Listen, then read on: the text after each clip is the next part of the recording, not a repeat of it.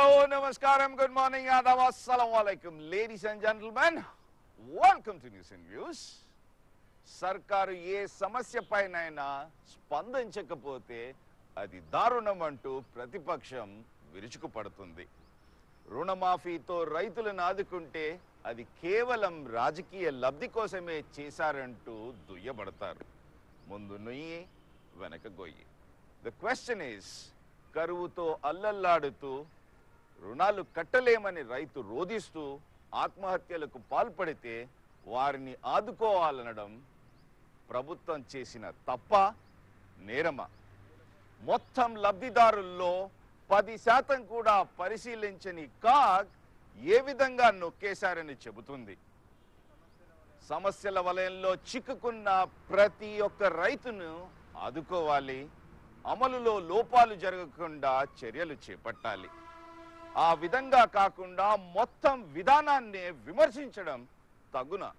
ముందుగా, here are the top 10 headlines on Wednesday morning. Rahul says he doesn't want to marry nor in race for PM job. Children will affect Congress restructuring. ప్రధాని పీఠంపై ఆశ లేదు, కాంగ్రెస్ బలోపేతానికే కృషి చేస్తా. అందినంత నొక్కేశారు, రైతు రుణమాఫీలో భారీ కుంభకోణం. అక్రమార్కుల పంట పండింది, దారుణ మాఫీ, మొత్తం మాఫీ 52,000 కోట్లు, 10,000 కోట్ల కుంభకోణం.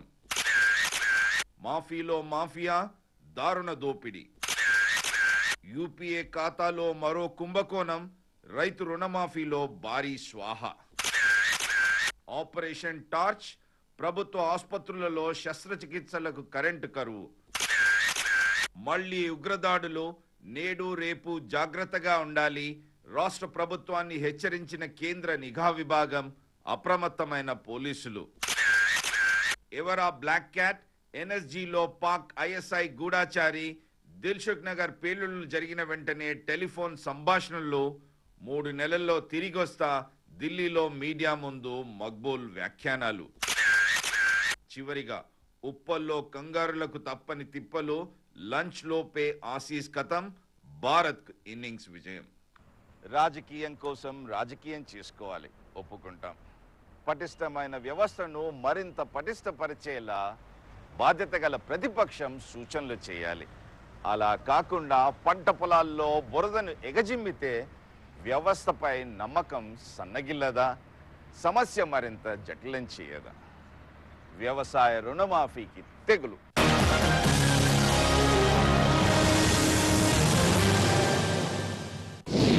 కేంద్ర ప్రభుత్వానికి కాగ్ మళ్లీ తలంటూ, అన్నదాతకు అందాల్సిన ఆర్థిక సహాయం అస్తవ్యస్తం, అర్హులకు మొండి చేయి, అనర్హులకే అందలం.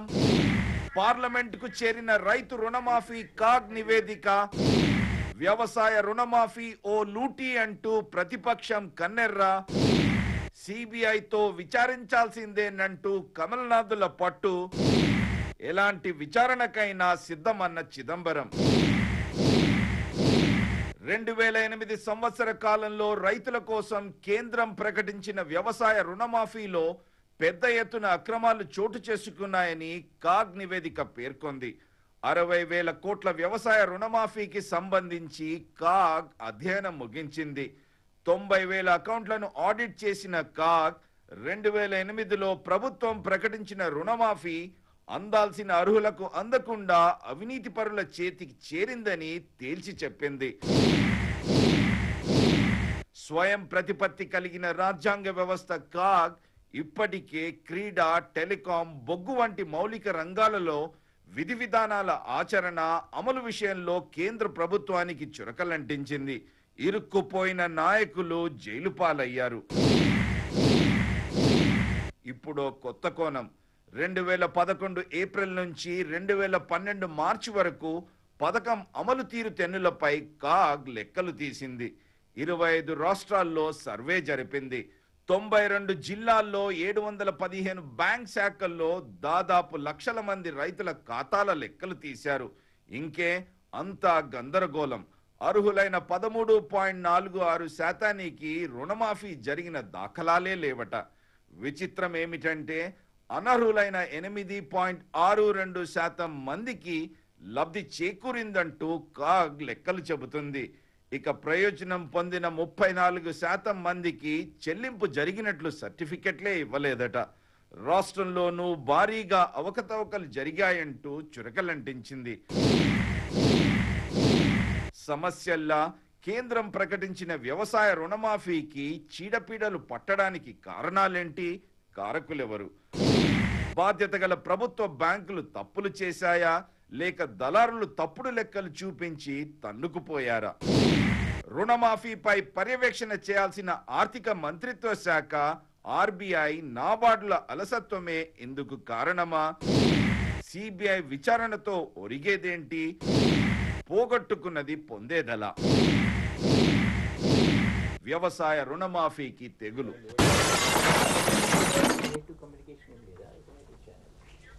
వ్యవసాయ రుణమాఫీకి తెగులు ఈ అంశాన్ని విశ్లేషించడానికి ఈరోజు స్టూడియోలో మాజీ చీఫ్ జనరల్ మేనేజర్ అప్కార్ తరఫున బికే స్వామి గారు, బీజేపీ రాష్ట్ర ప్రధాన కార్యదర్శి ఎన్ రామచంద్రరావు గారు, సిపిఎం పార్టీ నాయకులు అరిబండి ప్రసాదరావు గారు, ఢిల్లీ నుండి ఫోన్ లైన్ లో పార్లమెంట్ సభ్యులు రాపోల్ ఆనంద్ భాస్కర్ గారు కూడా జాయిన్ అవుతారు. ఒంగోలు నుంచి ఫోన్ లైన్ లో తెలుగుదేశం రైతు సంఘం అధ్యక్షులు కర్ణం బలరాం గారు కూడా జాయిన్ అవుతారు.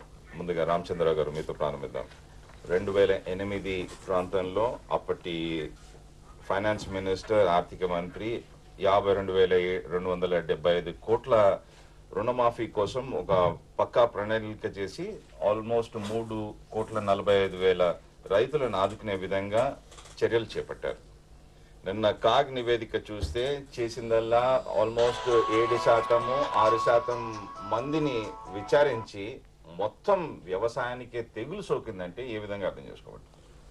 దీంట్లో 2 విషయాలు క్యాగ్ రిపోర్ట్లో బయటపడుతుంది. ఒకటో ఈ నిర్లక్ష్యం అనేది ఒకటి, అదేవిధంగా రెండో విషయం వచ్చి హ్యాపాజర్డ్, అంటే ఈ యొక్క స్కీమ్ని ఏదైతే ఏ విధంగా అయితే సూసైడ్ ఏరియాస్లో జరుగుతున్న ఫార్మర్ సూసైడ్ జరుగుతున్నటువంటి ఏరియాస్లో ఫార్మర్స్కు లోన్ రుణమాఫీ చేయడానికి ప్రయత్నం చేసిన ప్రభుత్వం ఒక ఏదైతే పథకం ఉందో ఆ పథకాన్ని సరైన పద్ధతిలో అక్కడ వాడక దాంట్లో అనేక అవకతవకలు జరిగి ఎవరికైతే రుణమాఫీ జరగాలో సరైనటువంటి జాబితా తయారు చేయక రకరకాలైనటువంటి అవకతవకలు జరిగి కొన్ని కోట్లాది రూపాయల నష్టం ఈరోజు ప్రభుత్వ ఖజానాకు వచ్చింది.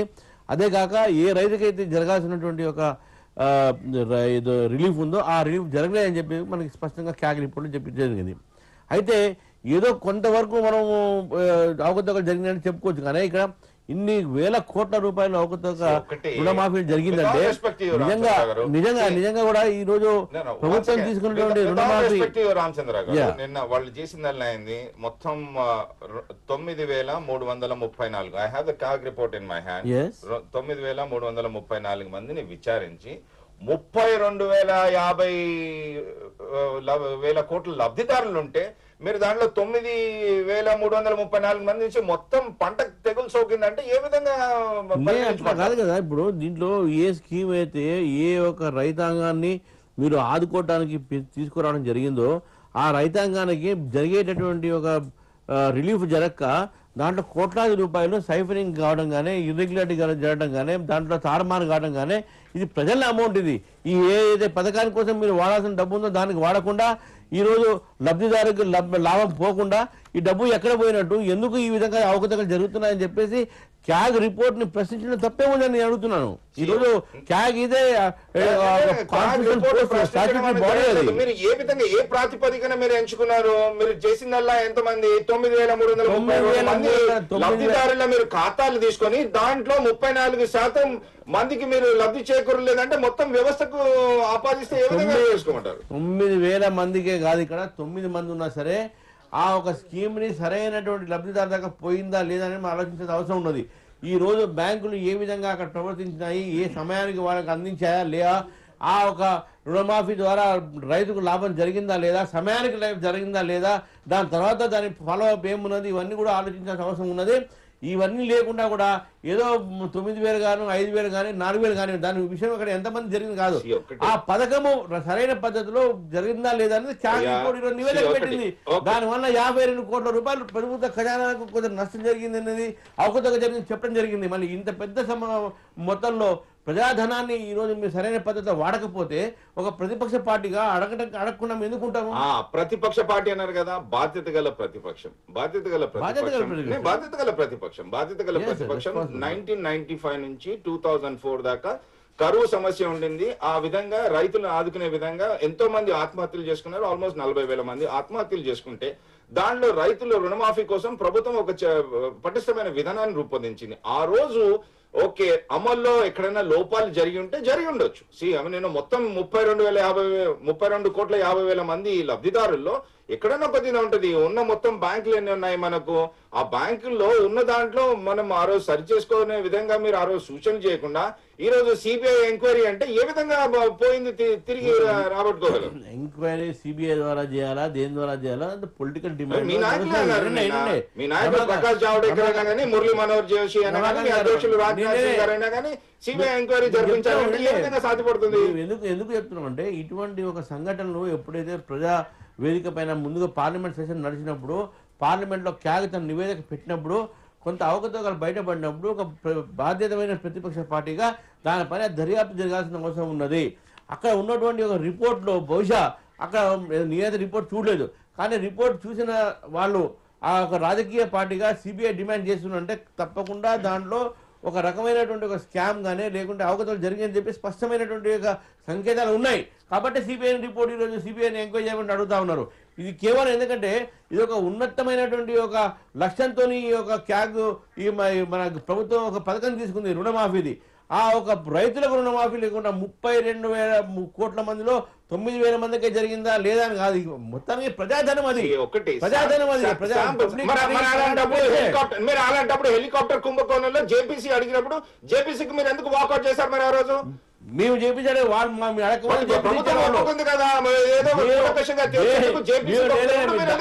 దానికి దీనికి మీరు పెట్టకనే దాని సెపరేట్ డిబేట్ మేము అడగక ముందే ప్రభుత్వము డిబేట్ అవాయిడ్ చేయడానికి ముందే చెప్పేసి అనౌన్స్ చేసేసింది.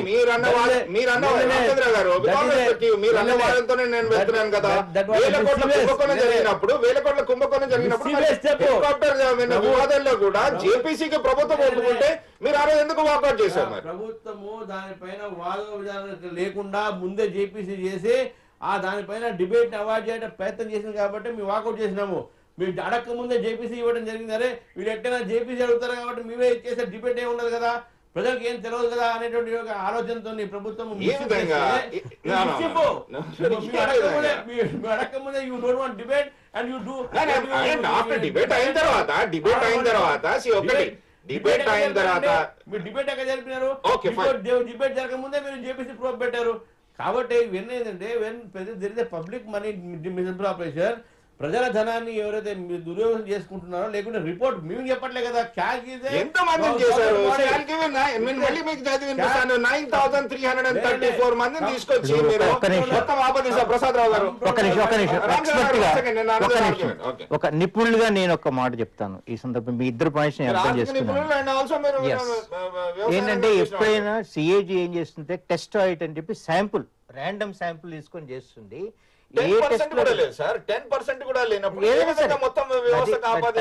దాన్ని బట్టి శాంపుల్ సైజ్ అనేది is a matter of detail. కాబట్టి బయాస్ లేకుండా శాంపుల్ ఎన్నిక చేసినప్పుడు ఈవెన్ 1% శాంపుల్ తోటి కరెక్ట్ రిజల్ట్స్ వచ్చిన ఇన్స్టిట్యూట్స్. అందుకని మనం శాంపుల్ సైజ్ క్రైటీరియా ఒకటి నాట్ ఈవెన్ 10%. దాంట్లో మీరు 27 జిల్లాలు తీసుకున్నారు. 27 జిల్లాలు తీసుకొని మీరు అకౌంట్ చూసింది ఎంత? 1,257 అకౌంట్స్. వేల కోట్ల ఉన్నప్పుడు నేను ఒకటి చెప్తాను, ఒక నిపుణులుగా నేను ఒక మాట చెప్తాను. Number is not the criteria. Let me complete my sentence. Number is not the criteria. It all depends on అసలు ఏ రూపంలో ఏ పద్ధతిలో మీ నమూనా స్వీకరించారు అనేది ముఖ్యం. నిజంగా ర్యాండమ్ ఉపయోగించి ర్యాండమ్ టేబుల్స్ ఉపయోగించేస్తే ఈవెన్ 1% శాంపుల్స్ తోటి కూడా కరెక్ట్ రిజల్ట్స్ వస్తాయి. మేము అట్లా చేస్తాము, పరిశోధనలు చేసేది అది. కాబట్టి ఎప్పుడు కూడా 10% చాలా ఎక్కువ. స్వామి గారు. సార్ ఇందులో ముఖ్యంగా ఈ రుణమాఫీ పథకంలో చూడాల్సింది ఏంటంటే దీనికి వెనక నుంచి చరిత్ర ఉంది సార్. ముఖ్యంగా 95 నుంచి 2004 దాకా మన వ్యవసాయదారుల పైన క్రాప్ లోన్స్ కూడా మనం 15%, 16% ఈ మాత్రం వడ్డీ వేసాం. చాలా వడ్డీ జరిగింది. తరువాత ఈ న్యాచురల్ కెలామిటీస్ రావడంతో, ప్రకృతి వైపరీత్యాలు రావడం వలన చాలా మంది కట్టలేకపోయారు. సో ఈ ఉద్దేశంలో 2004 సంవత్సరానికి ఓవర్ డ్యూస్ చాలా పెరిగిపోవడంతో రైతులకి ఈ వడ్డీ భారాన్ని తగ్గించే కోసం రీషెడ్యూల్మెంట్ చేశారు సార్. ఈ రీషెడ్యూల్మెంట్ చేసి దానికి 5 సంవత్సరాల తర్వాత మళ్ళీ కట్టమని 5 సంవత్సరాలు మారిటోరియం పీరియడ్ ఇచ్చారు. తర్వాత 2006లో ఒకసారి 30th జూన్ దాకా ఓవర్ డ్యూస్ ఉంటే అక్కడ ఇంట్రెస్ట్ మాఫీ చేయడం జరిగింది సార్. దీనికి 2004లో రీషెడ్యూల్ జరిగిన తర్వాత మళ్ళీ 2006లో వడ్డీ మాఫీ చేసినప్పుడు ఎవరికైతే రీషెడ్యూల్మెంట్ జరిగిందో వాళ్ళకి వడ్డీ మాఫీ రాలేదన్నమాట, ఎందుకంటే ఓవర్ డ్యూ కాలేదని. సో ఈ ప్రాబ్లమ్స్ ఉన్నప్పుడు ఒక్కసారిగా ఈ ఏదైతే అప్పుల భారం పెరిగిపోయిందో అది తగ్గించడానికి కోసం ఈ రుణమాఫీ పథకము, రుణ విమోచన పథకము ఇవ్వబడింది సార్. దీంట్లో ముఖ్యంగా చూసినట్టయితే కొన్ని చోట్ల, చాలా చోట్ల చాలా మందికి ఈ సహాయం అందలేదు. ఎందుకంటే వాళ్ళు 2004లో కొంతమంది చేయలేదు. ఎందుకంటే ఇది వ్యవసాయదారులకు చెప్పారు, బాబు నీకు ఇది కావాలన్నా వద్దా అంటే ఆయన వద్దన్నాడు. సో దానికి ఆయన వద్దన్న తర్వాత ఆయనకు రుణమాఫీకి ఎలిజిబిలిటీ రాలేదనమాట.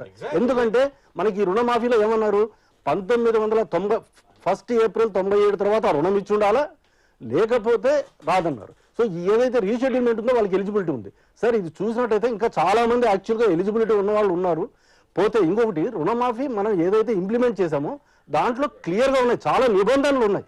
ఆ నిబంధనల ప్రకారం మీరు పోయినట్టయితే, ఒకటి 2004లో రీషెడ్యూల్మెంట్ ఉంటే ఆయనకి ఎలిజిబిలిటీ ఉంటుంది, 2006లో ఉంటే ఎలిజిబిలిటీ ఉంటుంది. కొన్ని డిస్ట్రిక్ట్లో అయితే 20,000 దాకా వాళ్ళకు ఉంటుంది, 20,000కి మించి 25% కానీ లేకపోతే 20,000 కానీ అని ఉందన్నమాట. ఇవి ఏ డిస్ట్రిక్ట్లో ఉన్నారు, ఈ నిబంధనలను చూడాలంటే చాలా కష్టం సార్. రెండోది, మనం ఇంప్లిమెంట్ చేసినప్పుడు బ్యాంకులకి, అన్ని బ్యాంకులకి కంప్యూటరైజేషన్ లేదు ఒకటి.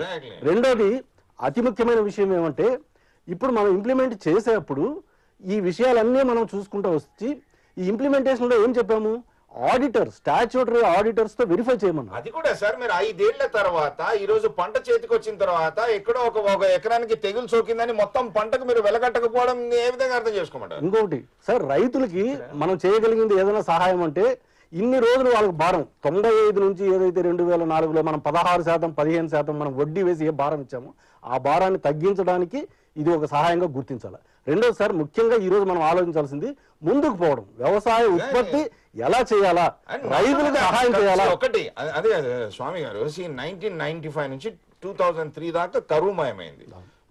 మీరు మద్దతు ధర పెంచింది ఏంది, పాడికి 480 రూపాయల నుంచి 560 రూపాయలు. బట్ వేరాజ్ ఉత్పత్తి కోసం రైతు పెట్టే ఖర్చు ఆల్మోస్ట్ 800 రూపాయలు.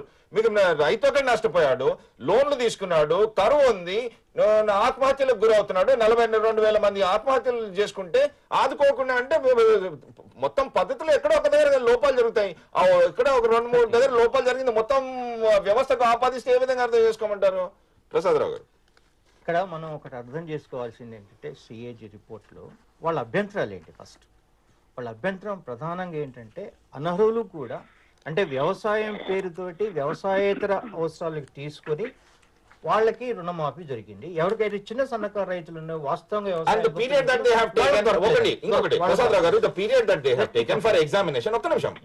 వాళ్ళు పీరియడ్ వాళ్ళు ఎంచుకున్నదల్లా గానీ 5 ఏళ్ల తర్వాత మీరు ఎంచుకుంటే అప్పటికి కష్టతరం కాదా? ఏ విధంగా బ్యాంకులో రికవరీ పాయింట్ నేను రాలేదు, నేను రికవరీ పాయింట్ అకౌంటింగ్ పాయింట్ కైనా కాదైనా అకౌంటింగ్ పాయింట్ కైనా 2012 నుంచి మీరు లెక్కలు తీసుకుంటే ఏ విధంగా సాధ్యపడుతుంది? నేను చెప్పేది ఒకటి, మేనర్ ఆఫ్ ఇట్స్ ఇంప్లిమెంటేషన్ ఏ విధంగా ఇంప్లిమెంట్ అయింది. నిజంగా దీని యొక్క ఉద్దేశం చాలా మంచిది, రైతులకి రుణమాఫీ, రుణ భారాన్ని తగ్గించాలి. ఆ సందర్భంలో అప్పటికే కేరళలో వాళ్ళు రుణమాఫీ పథకం ఇంప్లిమెంట్ చేసినారు. వాళ్ళు చేసింది ఏంటంటే, జిల్లా స్థాయిలో తర్వాత మండల స్థాయిలో రుణమాఫీ ట్రిబ్యునల్స్ ఏర్పరిచి ప్రైవేట్ అప్పులు, ప్రభుత్వ అప్పులు అన్ని కలిపి ఒక్కొక్క రైతుకి వాళ్ళు అప్లికేషన్స్, రుణభారం చూసి వాళ్ళకి రిలీఫ్ ఇచ్చినారు. ఆ పద్ధతి ఇంప్లిమెంట్ చేయమని రైతు సంఘాలన్నీ కొన్ని ఆ రోజుల్లో, కానీ ప్రభుత్వం పట్టించుకోలేదు. అల్టిమేట్లీ ఈ స్కీము చూసినట్టయితే ఇవాళ మ్యాన్ ఆఫ్ ఇంప్లిమెంటేషన్ ఓన్లీ ప్రభుత్వ సంస్థలు ఇచ్చినటువంటి రుణాలకి అప్లై అయ్యింది. వాళ్ళు బ్యాడ్ డెప్స్ ఎలా ఇస్తారు సార్? ఒకటి మీరు తీసుకోండి, చిన్న సన్నకారు రైతులు 50,000 లోపు ఉన్న వాళ్ళకి రుణమాఫీ ఇచ్చారు. ఎవరు వస్తారు 50,000 లోపు ఉన్న కేటగిరీలో? చిన్న సన్నకారు రైతులు. ₹1,00,000 కాదు, 50,000 వాళ్ళు ఇచ్చింది. ఫైనాన్స్ మినిస్టర్ గారు చెప్పింది కదా, 50,000 అంతకన్నా తక్కువ మొత్తంలో రుణాలు తీసుకున్న లబ్ధిదారులందరికీ ఈ పథకం వర్తిస్తుందంటూ ఆ రోజు చిదంబరం గారు చెప్పడం జరిగింది. అలాంటప్పుడు చిన్న సన్నకారు రైతులే కదా, కౌలు రైతు ఏ విధంగానూ బ్యాంకులు ఇవ్వవు, ఎందుకంటే నా దగ్గర సర్టిఫికెట్స్ ఉన్నాయి. సో ఆ విధంగా ఉన్నప్పుడు మీరు ఆ విధంగా రైతులను ఆదుకోవాలన్నప్పుడు ఎక్కడో ఒక దగ్గర లోపాలు జరిగితే మళ్ళీ మొత్తం రీఓపెన్ చేయమంటలేదు, కాకు కూడా మొత్తం రీఓపెన్ చేయట్లేదు. వాళ్ళు మొత్తం వ్యవస్థ ఆపాదించారు నిన్న. అంటే అవును, the man of it's implementation is questionable, ఇప్పటికీ క్వశ్చనబుల్. ఎందుకంటే ఇప్పుడు వాళ్ళు డెప్ట్ రిలీఫ్ ట్రిబ్యునల్స్ కనుక ఏర్పాటు చేస్తే ఈ ప్రాబ్లం రాపోయేది కదా. ఒక్కొక్క ఇండివిజువల్ అప్లికేషన్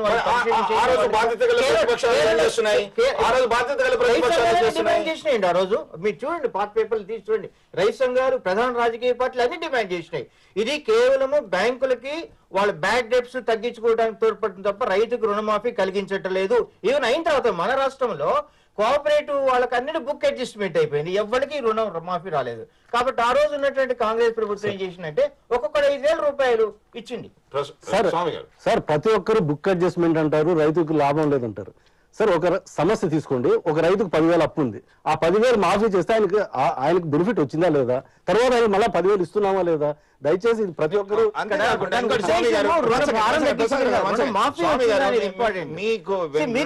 చేసినప్పుడు మీ దగ్గర చెక్స్ అండ్ బ్యాలెన్సెస్ లేవా సార్? అన్ని చోట్ల ఉన్నాయి. స్టాట్యూటరీ ఆడిటర్స్ ఇప్పుడు కోఆపరేటివ్స్ లో అయితే మన డిపార్ట్మెంటల్ ఆడిటర్స్ ఇవన్నీ చెక్ చేయడం జరిగింది. కమర్షియల్ బ్యాంక్స్ లో స్టాట్యూటరీ ఆడిటర్స్ చెక్ చేయడం జరిగింది.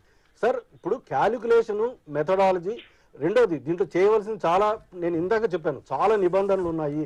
ఈ నిబంధనలు అన్ని చూడడం. ఇంకొకటి ముఖ్యమైన విషయం ఏంటంటే, Kisan credit card scheme implement చేసిన చోట బ్యాంకుకు చాలా డిఫరెన్స్ ఉంది సార్. కొన్ని చోట్లేమో 1 సంవత్సరం రీపేమెంట్ డేట్ అని, కొన్ని చోట్లేమో మార్చ్ అని, కొన్ని చోట్లేమో జూన్ అని. ఇది తీసుకోవడం వలన కొంతమంది రైతులకి ఒకే డిస్ట్రిక్ట్ లో ఒక్కొక్క బ్యాంకులో తీసుకున్న అతనికి బెనిఫిట్ వచ్చింది, ఇంకొక బ్యాంకులో తీసుకున్న అతనికి బెనిఫిట్ రాలేదు.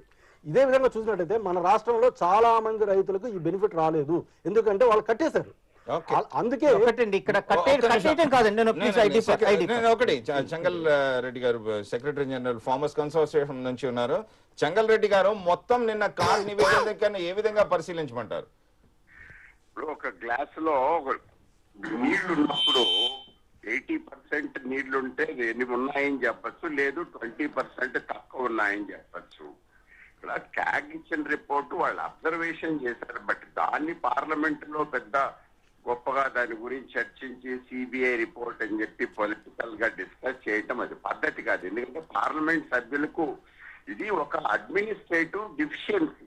ఇప్పుడు కొన్ని వేల బ్యాంకు బ్రాంచెస్ కొన్ని లక్షల కోట్ల మంది రైతులకు అప్పిచ్చి ఉండారు. And this whole transaction over a period of 6-7-8 years జరిగింది. మధ్యలో రీషెడ్యూల్మెంట్స్ అనేటువంటి అనేక తతంగాలు జరిగినాయి. అటువంటిప్పుడు బ్యాంక్ క్యాగ్ ఇచ్చే రిపోర్ట్ ఎస్ మంచిది, మీరు దీని మీద ఎక్కడికక్కడ చేయండి అని చెప్ప అడగచ్చు. రెండోది ఆల్రెడీ ఫైనాన్స్ గైడ్లైన్స్ ఇచ్చారు, స్టడీ చేయమని అని చేస్తారు. బట్ దీని మీద ఇంత పార్లమెంట్ చేయాలి, దీని మీద ఏదో ఎంక్వైరీ సిబిఐ అనటం అసలు అది చాలా అసంబద్ధంగా అనిపిస్తుంది. ఇక్కడ the purpose of giving bank అది రుణమాఫీ అనటాన్ని అన్క్వశ్చనబుల్, దానికి ది బెస్ట్ ఇంటెన్షన్ తో చేశారు, అది మాకు రైతులకి ఉపయోగపడింది.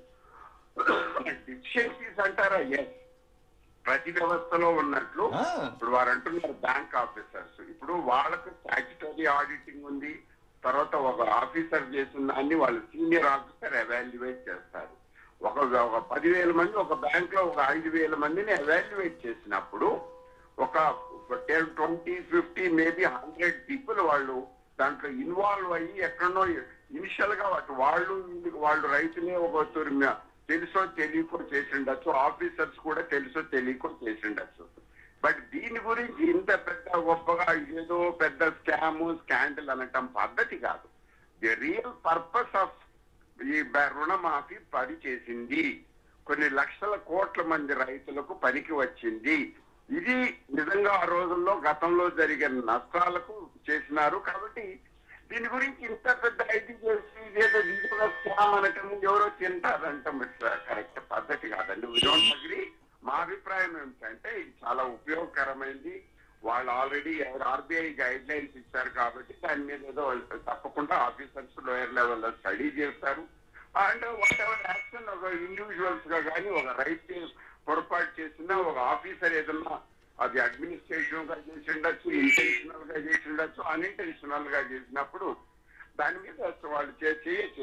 ఇదేదో పెద్ద ఒకరోజు జరిగిన వ్యవహారం కాదు. ఇండివిజువల్ గా ఒక ఇండస్ట్రీకి డబ్బులు ఇచ్చినప్పుడు జరుగుతాయి, అదే విధంగా చాలా జరుగుతాయి. కాబట్టి దీని మీద చేయటం పద్ధతి కాదండి. మాకైతే ఇది నచ్చలేదు. పార్లమెంట్ లో రాజకీయం చేయటం నాకు నచ్చలేదు. రాజకీయం చేయటం నచ్చలేదు రామచంద్రరావు గారు. అంతేకాకుండా నిన్న ప్రఖ్యాత వ్యవసాయ శాస్త్రవేత్త ఎంఎస్ స్వామినాథన్ కూడా అన్నాడు, రుణమాఫీ పథకం అమల్లో ఉన్న లోపాలను గుర్తించి వాటిని సవరించే విధంగా మనం చర్యలు చేపట్టాలి, కానీ మొత్తం వ్యవస్థని తప్పు పట్టడం ఇది సరికాదు అంటూ చెప్పడం. అయినా కానీ మేము మొండిపట్టు సిబిఐ ఎంక్వైరీ కావాలి, మొత్తం 32,000-50,000 కోట్ల దస్తాలను చూడాలంటే ఏ విధంగా సాధ్యమవుతుంది? సిబిఐ రమాకాంత్ గారు, స్వామినాథన్ గారు కానీ చెంగారెడ్డి గారు కానీ వారి ఉన్న అనుభవము, వారికి ఉన్నటువంటి ఒక ఆలోచన, వారి వ్యక్తిగతంగా దాన్ని మనం రెస్పెక్ట్ చేయాల్సిన అవసరం ఉన్నది. కానీ ఒక రాజకీయ పార్టీగా ఒక ఉన్నతమైనటువంటి ఒక లక్ష్యంతో రైతులకు రుణమాఫీల ఒక స్కీములో జరుగుతున్నటువంటి అవకతవకల్ని ఏ విధంగా మనం దాన్ని రాబోయే రోజుల్లో అరికట్టాలి, ఇంత వృధా చేయాలనేటువంటి ప్రయత్నంకు అక్కడ ఉన్నటువంటి ఒక వ్యక్తులు కానీ వ్యవస్థ కానీ పనిచేయాలంటే ఒక రకమైనటువంటి ఒక ఎంక్వైరీ జరగాల్సిన అవసరం కూడా ఉన్నదని చెప్పేసి ఒక భారతీయ జనతా పార్టీ కానీ ఇతర రాజకీయ పార్టీ కానీ భావించారు. Okay fine.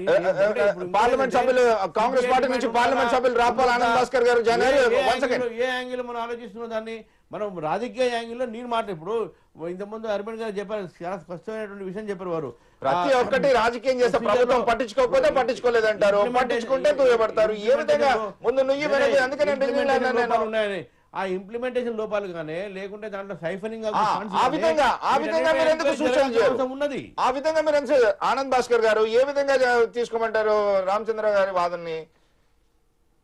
నేను వారి వాదాన్ని విభేదించడం కానీ వారి వాదాన్ని ఖండించడం కోసం కానీ ఈ సందర్భాన్ని ఉద్దేశించి తలుచుకోలేదు. రైతాంగాన్ని రక్షించే విధంగా, వ్యవసాయ రంగాన్ని స్వయం సమృద్ధం చేసేటువంటి విధంగా, రంగానికి ఊతమిచ్చేటువంటి విధంగా చేపట్టినటువంటి ఒక బృహత్తరమైనటువంటి మాఫీ కార్యక్రమం. అందులోని పంపిణీ వ్యవస్థలో ఉన్న లోటుపాట్లను ఎలిగెత్తేటువంటి బాధ్యతను తీసుకున్నందుకు కంట్రోలర్ డైరెక్టర్ జనరల్ గారి ప్రయత్నాన్ని, ఆ వ్యవస్థని మేము గౌరవిస్తా ఉన్నాం. వాటిని చూసుకున్న వెంటనే మేము ఏదో బెంబేలెత్తిపోవాల్సినటువంటిది ఏం లేదు. ఇందులో ఏదో లోటుపాట్లు ఉన్నట్టుగా ఉన్నవి అనేటువంటి సంశయం కలిగిన తర్వాత దాని నుంచి అంతర్గతంగా తీసుకోవాల్సినటువంటి ప్రయత్నాలు నాబార్డు పరంగా కానివ్వండి, ఇతర బ్యాంకుల పరంగా కానివ్వండి ఇప్పటికే జరిగి ఉండాల్సింది. ఆ బ్యాంకుల పరంగా జరగాల్సినటువంటి జాగ్రత్తలు జరగలేదు కాబట్టి ఆడిట్ లో వచ్చినటువంటి ఈ అంశాల ప్రస్తావన ద్వారా ప్రభుత్వం తీసుకోవాల్సిన జాగ్రత్తలు తీసుకుంటుంది. అందుకోసమే నగదు బదిలీ పథకాన్ని నిర్దేశించి దాని ద్వారా రైతాంగానికి కానివ్వండి, ప్రజానికానికి కానివ్వండి, అదేవిధంగా లాభోక్తలు ఎవరైతే ఉన్నారో వారికి తప్పనిసరిగా పంపిణీ చేరవేయాల్సినటువంటి లాభాన్ని చేరవేసేటువంటి ఒక క్రమమైనటువంటి వ్యవస్థలు లేకపోవడం వల్ల ఇటువంటి సమస్యలు వస్తా ఉన్నాయనేటువంటి దానికి ఇదొక మరొక రుజువు. దీని గురించి వెంటనే మేము చేయగలిగినటువంటిది ఏ రకంగా ఉంటుందో మీరు ముందు చూడబోతున్నారు. ఇప్పటికే జనవరి ఆఖరి నుంచే ఈ ప్రయత్నాల్లో ఈ సంకేతాలు గమనించిన తర్వాత కేంద్ర ఆర్థిక శాఖ మాత్రం తీసుకోవాల్సిన జాగ్రత్తలు తీసుకోవడం మొదలైంది. దీని ద్వారా బాధ్యులు, దోషులు ఎవరున్నా వారిని నిర్ధారించి వారికి వారికి అవసరమైనటువంటి కట్టడి చేయడం కోసం మేము తీసుకోవాల్సిన ప్రతి ప్రయత్నం తీసుకుంటాము. దాన్ని సిఏజీ రిపోర్ట్ ని మేము దానికోసం ఆధారంగా తీసుకుంటాం. దాని గురించి మేము వెంటాడాల్సిందేం లేదు. ఓకే స్వామి గారు, ఇప్పుడు ఒకవేళ సరే ఈ విధంగా మీరు కొంతమందికి సర్టిఫికేట్ లేకుండానే డబ్బులు ఇచ్చారు, దాని తర్వాత మధ్య దళారులు దోచుకున్నారు అన్న విధంగా నిన్న వ్యాఖ్యలు వినబడ్డాయి. ఒకవేళ వాటిని అజ్యూమ్ దట్ ఆ రిపోర్ట్ తీసుకుందాం, పరిగణలోకి తీసుకొని ఒక విధంగా ఉన్నాయి, లోపాలు జరిగాయి, ఇంటర్నల్ ఆడిటింగ్ ఉంది, ఆయన ఎక్స్టర్నల్ ఆడిటింగ్ చేశాడు.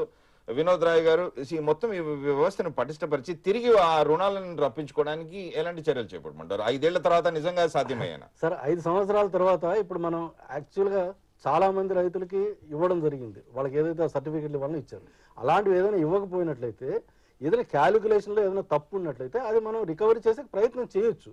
దీంట్లో చాలా విషయాలు ఉన్నాయి. అంతేగాని రికవరీ 5 సంవత్సరాల తర్వాత ఇప్పుడు మనం పోయి అడిగితే ఆయన సర్టిఫికేట్ చూపెడతాడు. సర్టిఫికేట్ లేని కేసులో we can open that case and definitely go for recovery. చేయొచ్చు, ఆ విషయాలు చేయొచ్చు ఖచ్చితంగా.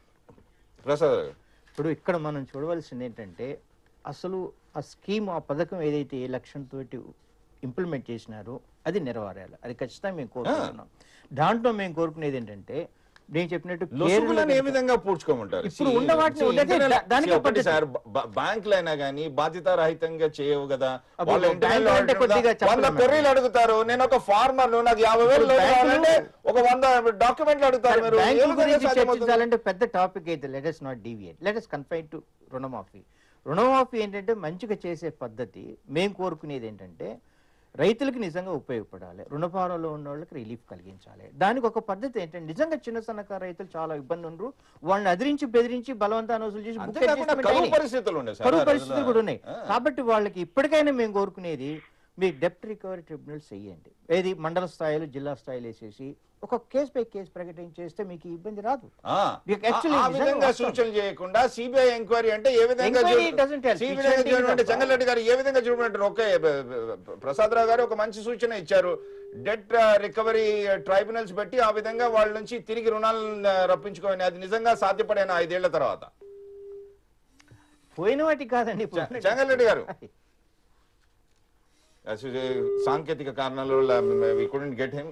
స్వామి గారు, ఏ విధంగా డెట్ ట్రిబ్యునల్స్ అయినా కానీ పెట్టి తిరిగి రుణాలు సార్? ట్రిబ్యునల్స్ లో ఇందులో ఒకటి బ్యాంకర్ లోన్స్ ఇవ్వడం జరిగింది, బ్యాంక్స్ అకౌంట్స్ క్రెడిట్ చేశారు. ఇక్కడ ఎవరు క్యాష్ తీసుకున్నది లేదు, ఏమి లేదు, రైతులకు ఇచ్చారు. సో కాబట్టి మీరు దళారులు అంటున్నారు, అది ఎలా దళారులో నాకు అర్థం కావడం లేదు. ఎక్కడైనా కానీ ఎందుకంటే బ్యాంక్ అకౌంట్ కి ఇవ్వడం జరిగింది, క్రెడిట్ ఇవ్వడం జరిగింది. సో క్రెడిట్ ఉన్నప్పుడు ఇప్పుడు మా కేవైసీ నామ్స్ ప్రకారం ఆ ఫార్మర్స్ ఉంటారు, టర్మ్ లోన్స్ ఇచ్చినప్పుడు అన్ని అకౌంట్స్ ఉన్నాయి, దీని ప్రకారమే ఇవ్వడం జరుగుతుంది. కాబట్టి అలాంటిది ఏమీ జరగదు. పోతే ఇప్పుడు మనం ఏంటి క్యాలిక్యులేషన్ చేసినప్పుడు ఏదైనా తప్పు ఉంటుంది. ఒక 1000 రూపీస్, ఒక 1000 రూపాయలు కానీ ఒక 100 రూపాయలు కానీ తక్కువ ఉంటే ఆ ఫార్మర్ని అడగొచ్చు, మనం రికవరీ చేసే పరిస్థితి ఉంటాయి. సార్ చెప్పిన ఇప్పుడు డిస్ట్రిక్ట్ లెవెల్లో రికవరీ ట్రిబ్యునల్స్ పెట్టారు అంటున్నారు. పెట్టాలని చెప్తున్నాం. రామచంద్ర గారు నవ్వుతున్నారు. గతం గత ఇప్పటికైనా కానీ సిబిఐ మీకు అవసరం ఉన్నప్పుడు సిబిఐ గుర్తుకొస్తుంది. లేదంటే మీకు మీపై కేసులు అంటే సిబిఐ ప్రభుత్వం చేతిలో కీలుపోమంటారు. సిబిఐ ఏం చేస్తుంది? ఉన్న సమస్యలతోనే వాళ్ళు సతమతం అవుతున్నారు. మళ్ళీ కొత్త సమస్య అదే ఒకటే ఉన్నది. సరే, కనీసము సెంట్రల్ గవర్నమెంట్ ఇంకో విషయం, ఇప్పుడు రికవరీ విషయం వచ్చింది కాబట్టి మనం ఇక్కడ అందరూ కూడా ఆలోచించాల్సిన అవసరం ఉంది. ఏంటంటే రైతుకు రికవరీ 6వ యాక్ట్ కింద రికవరీ చేస్తారు. ఇప్పుడు ఉన్నట్టు చాలా భయంకరమైన పరిస్థితి రికవరీ ఉంది. అదే ఇండస్ట్రియలిస్ట్ కు డెట్ రికవరీ ట్రిబ్యునల్స్ పెట్టుకుని కొన్ని సంవత్సరాలు రీషెడ్యూలింగ్ లోను, ఓటీఎస్లు అని ఉన్నాయి. కానీ రైతులకు అవన్నీ ఏం లేవు. కాబట్టి ఇటువంటి స్కీమ్స్ ద్వారానే పాపం వాళ్ళకి ఎప్పుడో ఒకసారి లాభం జరుగుతుంది. ఆ స్కీమ్ అయినా సరైన పద్ధతి జరపాలి. రికవరీ కూడా 6వ యాక్ట్లో కూడా సరైనటువంటి ఒక ఏదైతే రైతులని హెరాస్ చేస్తున్నారో అటువంటి హెరాస్మెంట్ కూడా ఉండకూడదు అని చెప్పేసి కూడా ఈరోజు ఈ క్యాగ్ రిపోర్ట్ ద్వారా అది కూడా బయట రావాల్సిన అవసరం ఉంది. దాని మీద కూడా రిఫార్మ్ చేయాల్సిన అవసరం ఉంది అని నేను భావిస్తున్నాను. స్వామి గారు, సార్ ఇప్పుడు మనం చాలా సంవత్సరాల తర్వాత ఒక రిలీఫ్ ఇస్తేనే దీన్నే మనం క్వశ్చన్ చేస్తాం. ఇప్పుడు మళ్ళా మీరు ఇంకొక స్కీమ్ ఇవ్వండి అంటే ఎవరు ఇస్తారు సార్? ఎగ్జాక్ట్లీ. ఎవరు, ఏ ఎగ్జిక్యూటివ్ అయినా ఏ బ్యాంకర్ అయినా ఎలా ఆలోచిస్తారు సార్? దయచేసి ఆలోచించండి.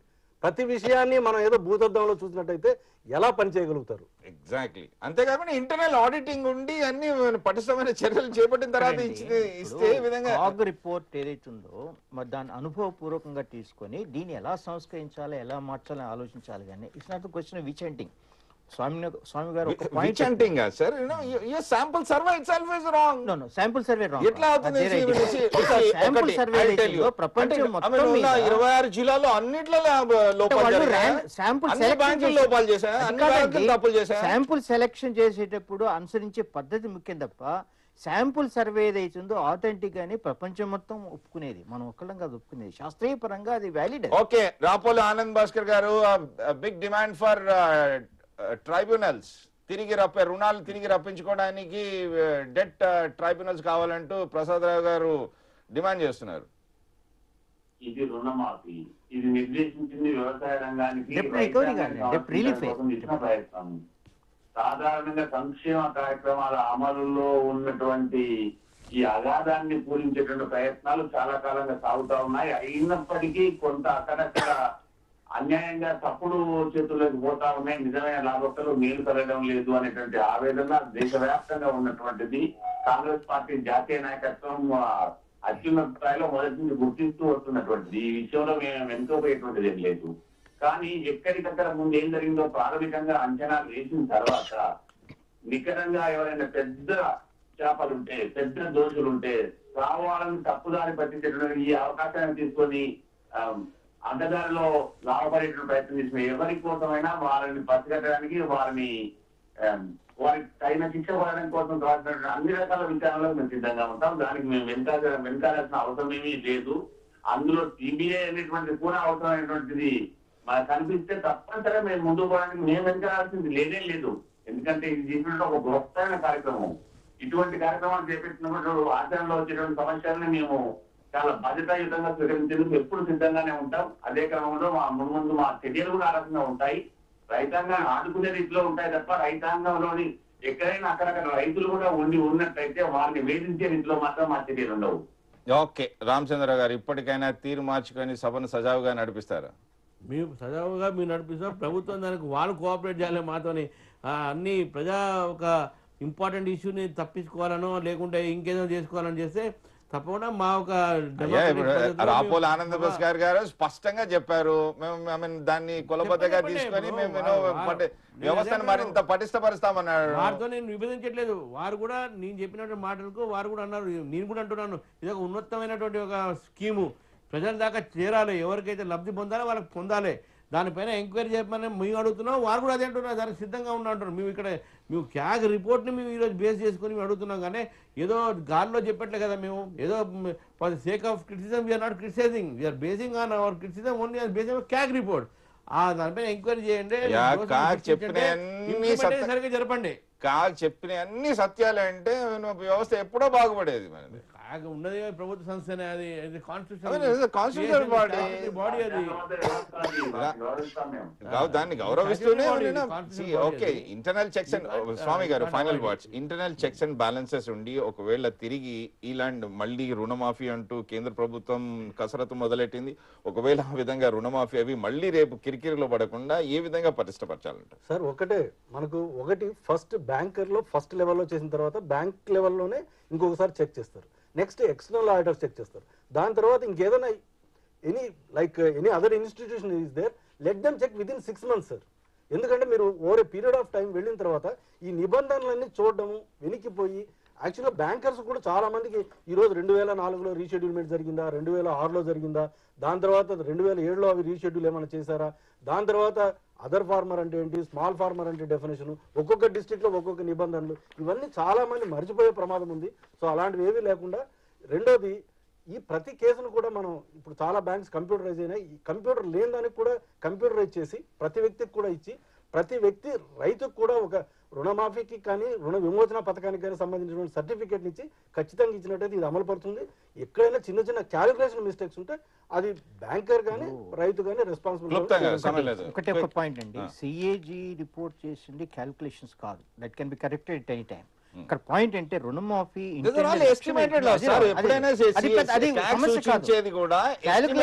సమస్య కాదు, క్యాలిక్యులేషన్ ఎర్రర్ సమస్య కాదు. ఇక్కడ ఏంటంటే ఉద్దేశించినట్లుగా రైతులకు రుణమాఫీ ఎలా అందాలనేది ముఖ్యం. దానికి మేము సూచించేది ఏంటంటే డెప్ట్ రిలీఫ్ ట్రిబ్యునల్స్ మీరు అరేంజ్ చేయండి. తర్వాత ఇది ఒక బ్యాంక్ లోన్లే కాకుండా ప్రైవేట్ లో అన్ని కలిపితే నిజంగా రైతులకి నిజమైనటువంటి రుణమాఫీ జరుగుతుంది తప్ప కేవలం బ్యాంకులు అంటే వాళ్ళు మెజర్స్ అంటూ మళ్ళీ ఒక కొత్త వ్యవస్థను తీసుకొచ్చి మళ్ళీ దానిలో జరిగినాయి, మళ్ళీ దానిలో లోపాలు జరిగినాయి, బాగా పనిచేసిన మోడలే మీకు చెప్తున్నాను, చేయని మోడల్ కాదు. కేరళలో సక్సెస్ఫుల్ గా రన్ అయింది, 2 years లో రన్ అయింది. 2004లో సార్ మనం ఏదైతే రీషెడ్యూల్మెంట్ ఇచ్చామో అప్పుడు ప్రైవేట్ డెట్ కూడా ఫెసిలిటేట్ చేయమన్నారు బ్యాంకర్స్ నుంచి.